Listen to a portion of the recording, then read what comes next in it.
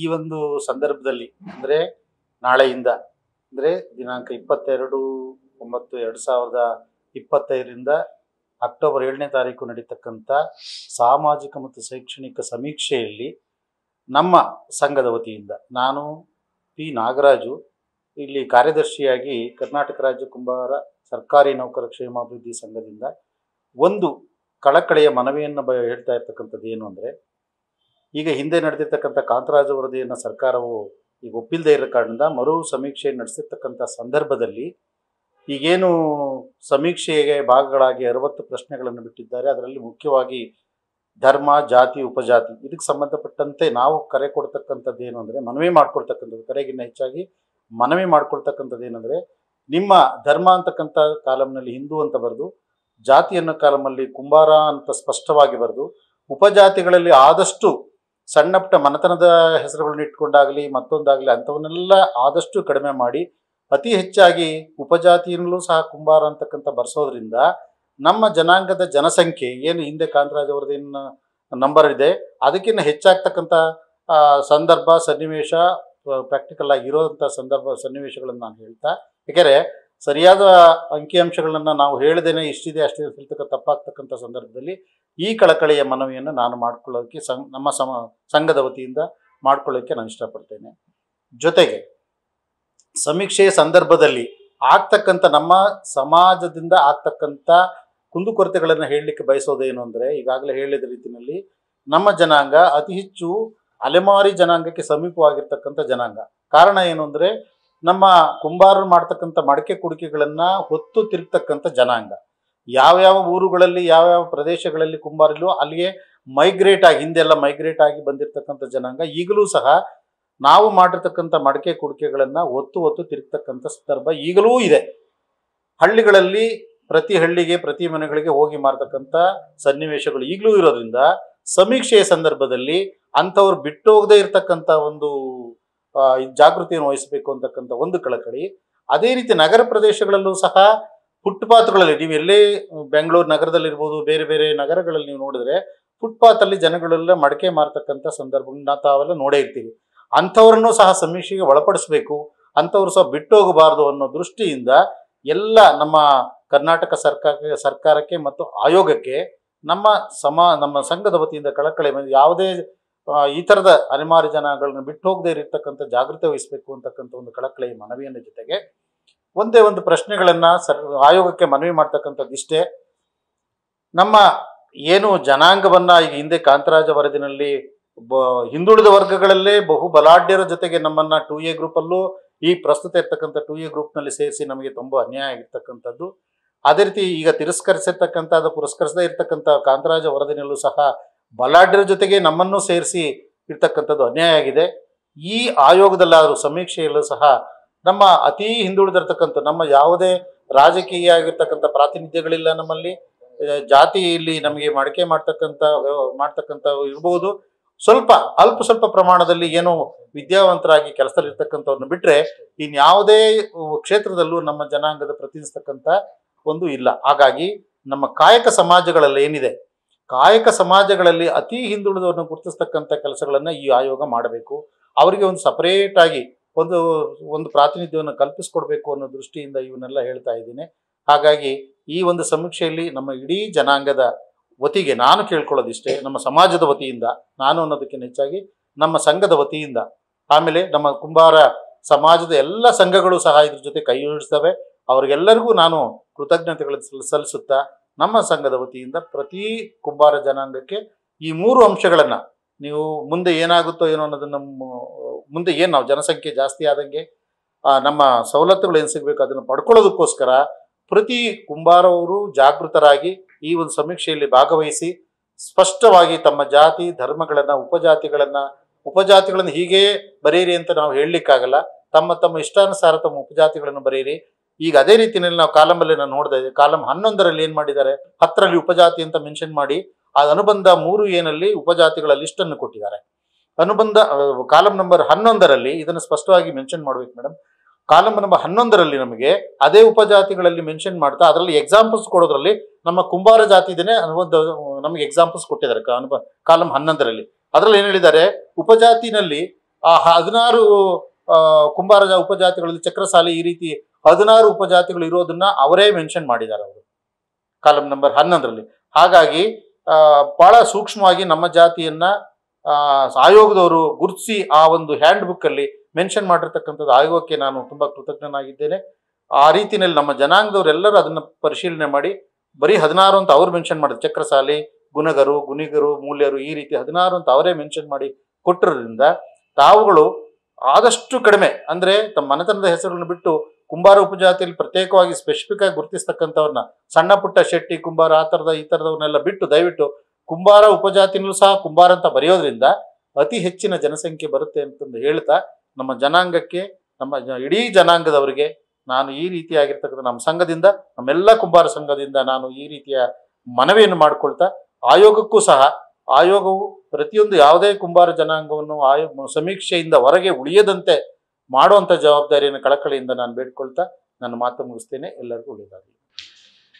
ಇದೇ ಸೆಪ್ಟೆಂಬರ್ 22ರಿಂದ ಕರ್ನಾಟಕ ರಾಜ್ಯದಲ್ಲಿ ಶೈಕ್ಷಣಿಕ ಮತ್ತು ಸಾಮಾಜಿಕ ಸಮೀಕ್ಷೆ ಸರ್ಕಾರದಿಂದ ಮಾಡ್ತಾ ಇದ್ದಾರೆ.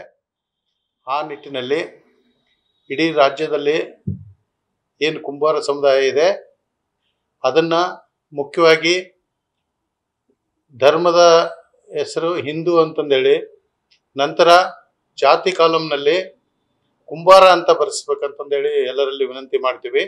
ಮತ್ತು ಉಪಜಾತಿಯಲ್ಲಿ ತಮ್ಮದೇನಾದರೂ ಬೇರೆ ಬೇರೆ ಇದ್ರೆ ಅದರಲ್ಲಿ ಬರಿಬೋದು, ಇಲ್ಲ ಅಂದರೆ ಕುಂಬಾರ ಅಂತಲೇ ಬರೆಯೋದು ಒಳ್ಳೆಯದು. ಯಾಕೆ ಈ ಮಾತು ಹೇಳ್ತಾ ಇದೀವಿ ಅಂದರೆ, ಇಡೀ ರಾಜ್ಯದಲ್ಲಿ 18 ಉಪ ಪಂಗಡಗಳಾಗಿ ಕುಂಬಾರ ಸಮಾಜ ಇವತ್ತೇನು ಗುರುತಿಸ್ಕೊಂಡಿದೆ ಕರ್ನಾಟಕದಲ್ಲಿ, ಅವೆಲ್ಲ ಬೇರೆ ಬೇರೆ ಆಗಬಾರ್ದು.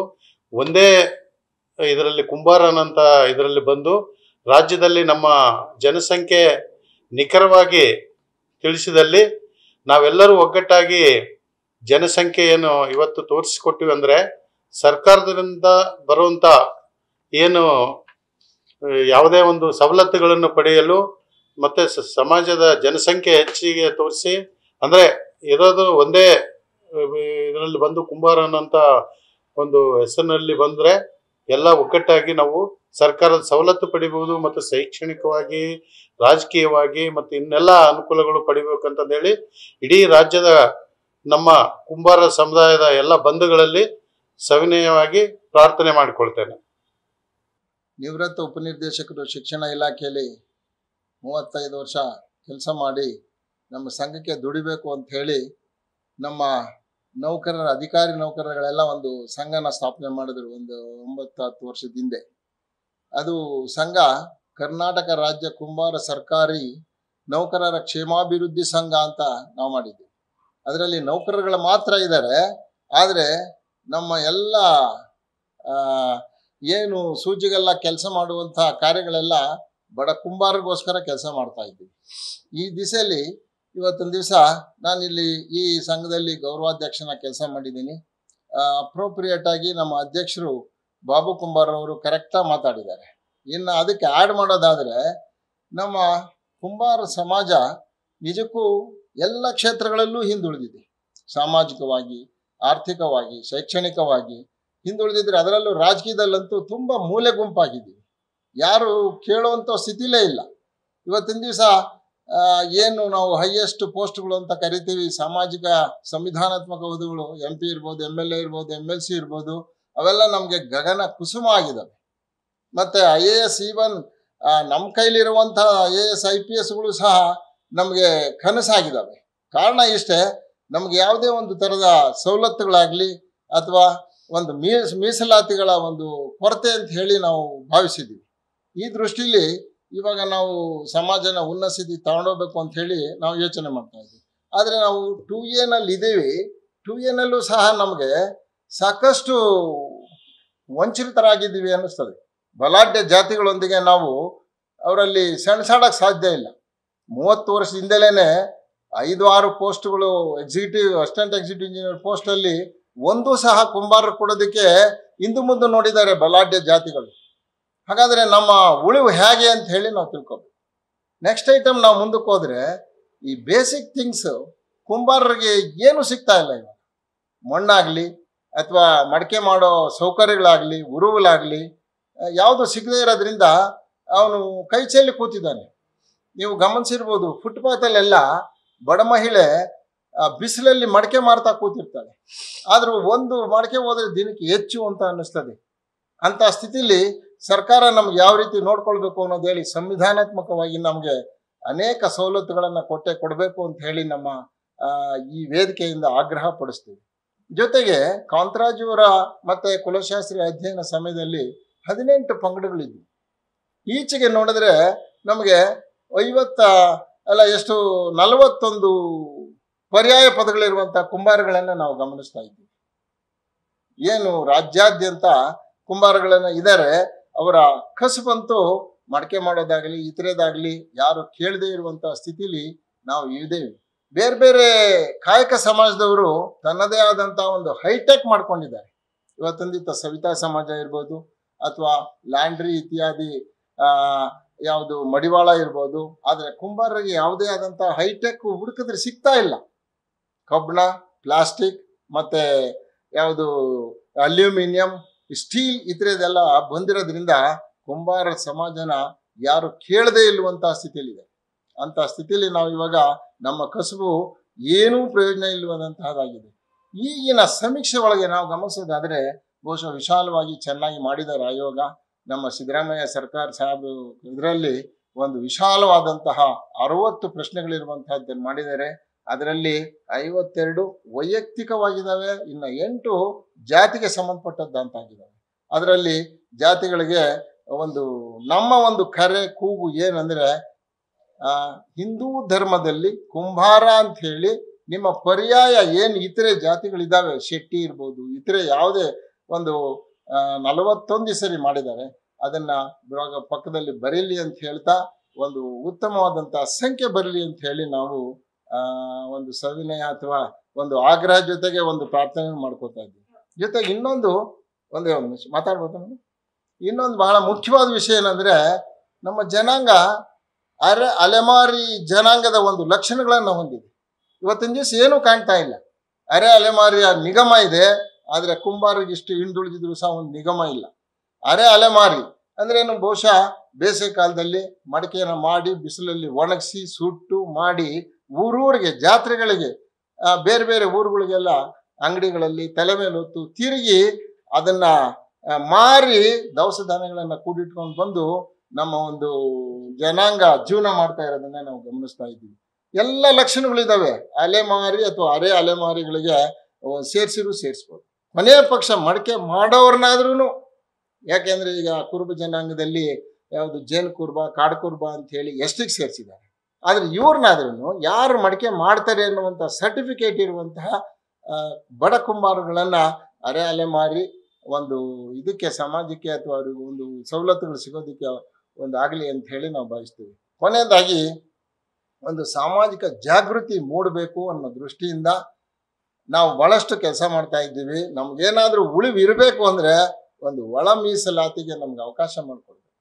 ಯಾರು ಕುಂಬಾರ ಇರ್ಬೋದು, ಸವಿತಾ ಸಮಾಜ ಇರ್ಬೋದು, ಅಗಸ್ರಿ ಇರ್ಬೋದು, ಇವರೆಲ್ಲ ಭಾಳಷ್ಟು ಒಂದು 7-8 ಲಕ್ಷದ ಒಳಗಡೆ ಇರ್ಬೋದು. ನಮ್ದು 5 ಲಕ್ಷ ಅಂತೇಳಿ ಕಾಂತರಾಜು ಅವರ ವರದಿಯಲ್ಲಿ ನಾವು ಕಾಣ್ತಾ ಇದ್ದೀವಿ. ಆದರೆ ನಮ್ಗೆ ಇನ್ನೂ ಹೆಚ್ಚಾಗಿದೆ ಅಂತ ಹೇಳಿ ನಮ್ಮ ಒಂದು ಊಹೆ ಅಥವಾ ಒಂದು ಅಂದಾಜಿದೆ. ಅದರಲ್ಲಿ ಒಂದು 7-8 ಲಕ್ಷ ಅಥವಾ 10 ಲಕ್ಷದವರೆಗೂ ಹೋಗ್ಬೋದು. ಅಂತಹ ಒಳಗಡೆ ಇರುವಂತಹವ್ರನ್ನೆಲ್ಲ ಒಂದು ಗುಂಪು ಮಾಡಿ ಒಂದು ಒಳ ಮೀಸಲಾತಿ ಕೊಟ್ಟಾಗ ಏನಾದರೂ ನಮ್ಮ ಕುಂಬಾರಗಳು ಜೀವನ ಮಾಡುವಂಥ ಅವಕಾಶ ಆಗ್ತದೆ ಅಂತ ಹೇಳ್ತಾ, ನಾನು ಈ ನಮ್ಮ ಕುಂಬಾರಗಳು ಒಂದು ಕರೆ ಕೊಡೋದು ಏನಂದ್ರೆ, ಈ ವೇದಿಕೆಯಿಂದ ಎಲ್ಲರೂ ಸಹ ತಪ್ಪದೆ. ಇನ್ನೊಂದು ಬಹಳ ಮುಖ್ಯವಾದ ಏನಂದ್ರೆ, ಕುಂಬಾರಗಳು ನಗರದಲ್ಲಿಗಿಂತಲೂ ಟೌನ್ನಲ್ಲಿಂದಲೂ ಪಟ್ಟಣಗಳಿಂತಲೂ ಎಲ್ಲೋ ಹಳ್ಳಿಗಳಲ್ಲೇ ಜೀವನ ಮಾಡ್ತಾ ಇದ್ದಾರೆ. ಆ ಸರ್ಕಾರ ಅವ್ರನ್ನ ಹುಡುಕಿ ಮಾಡಬೇಕಾಗಿದೆ, ಅವರ ಹಂತದಕ್ಕೆ ಹೋಗ್ಬೇಕಾಗಿದೆ. ಈಗ ಯಾವುದೋ ಒಂದು ಟೀಚರ್ ಅಥವಾ ಎನ್ಯುಮರೇಟರ್ ಹೋದಾಗ ಕುಂಬಾರಗಳು ಸಿಕ್ಕದೇ ಇಲ್ಲ. ಎಲ್ಲೋ ಊರಾಚೆ ಮಡಕೆ ಮಾಡೋದ್ರಲ್ಲಿ ಇರ್ತಾನೆ, ಇಲ್ಲ ಎಲ್ಲೋ ಒಂದು ಕಡೆ ಗುಡಿಸಲಲ್ಲಿ ಇರ್ತಾನೆ, ಇನ್ನೂ ಇದರಲ್ಲಿ ಇರ್ತಾನೆ. ಅವನ್ನ ಹುಡುಕಿ ಕುಂಬಾರರ ಜನಾಂಗದ ಸಂಖ್ಯೆನ ಕರೆಕ್ಟಾಗಿ ನಮಗೆ ಕೊಡ್ತಾರೆ ಅಂತ ಹೇಳಿ ಆಯೋಗದ ಪರವಾಗಿ ನಾನು ಹೆಮ್ಮೆಯನ್ನು ಪಡ್ತೇನೆ.